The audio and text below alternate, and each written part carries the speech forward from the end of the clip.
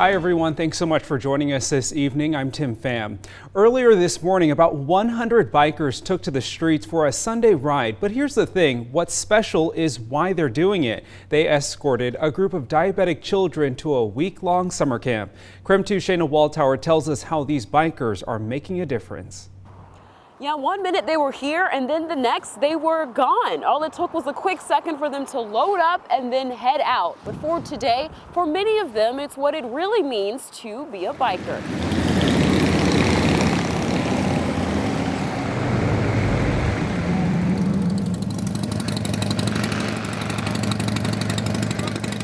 Today, this gang is going on a 1-hour ride to the lake with a group of children on the back of their bikes.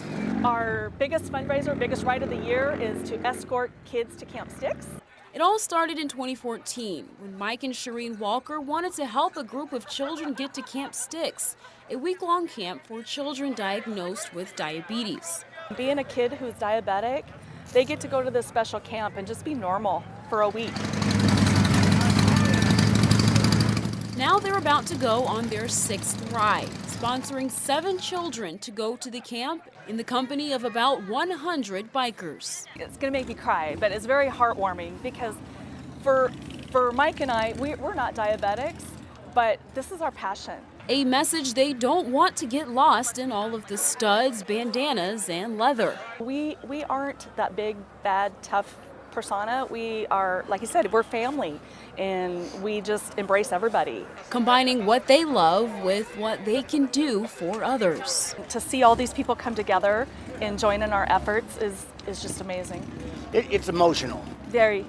Always a good thing. The kids are, it's cool to see the excitement in their face. So. Well, to be honest, it makes me feel really happy that a lot of people are supporting type 1 diabetes and helping just like 9 kids go to Camp Styx, and it's like 100 bikers, and it just makes me really happy. Now the Walkers say they're hoping to keep doing this year after year, hoping they can raise more money to sponsor even more children. In Spokane Valley, Shayna Waldtower, KREM 2 News. Thanks so much, Shayna. Well, some exciting news broke for Gonzaga's men's basketball team today. North Texas graduate transfer Ryan Woolridge committed to the team after visiting this weekend. It's a huge victory for the Zags, who were in desperate need of a starting point guard. They found one in Woolridge today. A big congratulations to him and the team. Welcome to Spokane. Well, it's been a breezy and dry day for Spokane, but some parts of the inland Northwest are seeing some wet weather. Meteorologist Michelle Boss is in the Weather Center with the details. Hey, Michelle. Hey, it's been pretty pleasant here in Spokane. If you don't mind the breezy conditions, it's been dry so far. We've had a little bit of sunshine. Temperatures pretty pleasant, but across the mountains of northeastern Washington and the Idaho Panhandle, we're seeing a little bit more active weather. We'll kind of zoom in on that region. You can see even a few lightning bolts just in the last 10 minutes or so around the Colville area. Most of the showers have had just very brief, moderate downpours that don't last very long. It's kind of a pulse type shower activity where it rains hard for a few minutes and then it's done, and then might rain hard for another 5 minutes a little bit later. But basically that's what we're seeing late this afternoon, and expect this activity to continue through the early evening. Also starting to pick up just a few light showers, kind of moving along that Highway 2 corridor. It's very possible we could see a light sprinkle sometime in the next couple of hours get near the Spokane area, but still pretty slim chances, and if we see anything, it'll be very light. It has been pretty breezy out there though. Spokane seeing wind speeds in the 20-mile-per-hour range with some higher gusts. Wenatchee near 30 miles per hour, so very windy there. Here are some of the wind gusts, nearly 40 miles per hour in Wenatchee, and we have had wind gusts as high as 30 miles per hour in Spokane. Those should start to come down this evening. Shouldn't be as windy tomorrow. Currently temperatures in the 70s here, 67 in Coeur d'Alene, 80s in Moses Lake, 75 in Lewiston. Next 12 hours look relatively quiet as temperatures fall into the 60s into partly cloudy skies. The next 3 days look like this. Partly cloudy tomorrow, 72 for the high. A little bit warmer on Tuesday, mostly cloudy, 76. And then our weather turns more active starting Tuesday night into Wednesday. We could see some scattered thunderstorms on Wednesday with the high of 76. Michelle, thank you. The State Department of Health is beginning to look into a bizarre incident at a clinic run by Providence Health and Services. Providence is Washington State's biggest healthcare provider. Investigator Susanna Frame with our Seattle sister station tells us what she's discovered in this case. 1, 2, 3, up. Okay. Thank you. Into the kitchen. Rick Kirshner battles a long list of health problems. Progressive multiple sclerosis. 4. Sure. He has diabetes and he's a cancer survivor. Thank you, love. But he and his wife Karen have a new battle on their hands. Not from a medical condition, but from a medical provider. This is not right. Providence places everything on dignity, and dignity was just out the door that day. That day was in February at the Providence Urology Clinic in Olympia.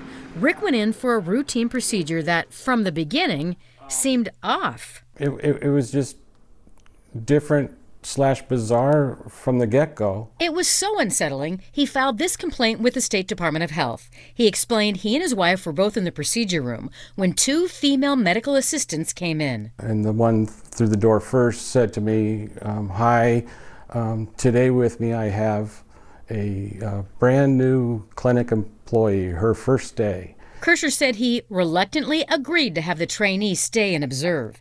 Then he and his wife say the nurse yanked off his draping, leaving him completely exposed, embarrassed, and appalled. She suddenly says, well, you don't need this anymore, and she removed the cover, threw it away.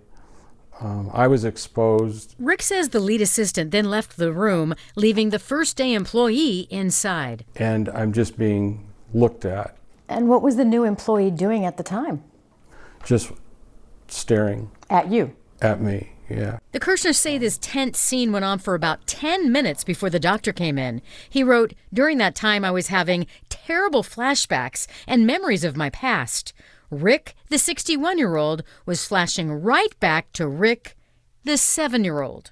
I was abused yearly from the age of 6 and 7 to 11 and 12 by a doctor that visited the school for the purpose of physicals. That's right. Rick says a medical doctor at his Southern California elementary school sexually abused him throughout his childhood. It's a secret he's kept his entire life. Until now. The incident at the urology clinic brought everything to the surface. Nights are scary and dreams are awful and flashbacks are horrendous. A few days later, an anonymous clinic employee called the Kirshners with information that stunned both of them. She added the incident at the clinic was an initiation for the new girl. It was shocking. When we heard the news that it was an initiation, we sat and we looked at her. A what? The couple took this to mean Rick had been used in a doctor's office in a type of prank meant to demean a new employee. There you go. Instead, it humiliated him and sent him right back to his painful childhood. It's absolutely egregious. I mean, whoever even came up with it, it's shocking. Dr. John Conti is one of our region's foremost experts on trauma and childhood sexual abuse.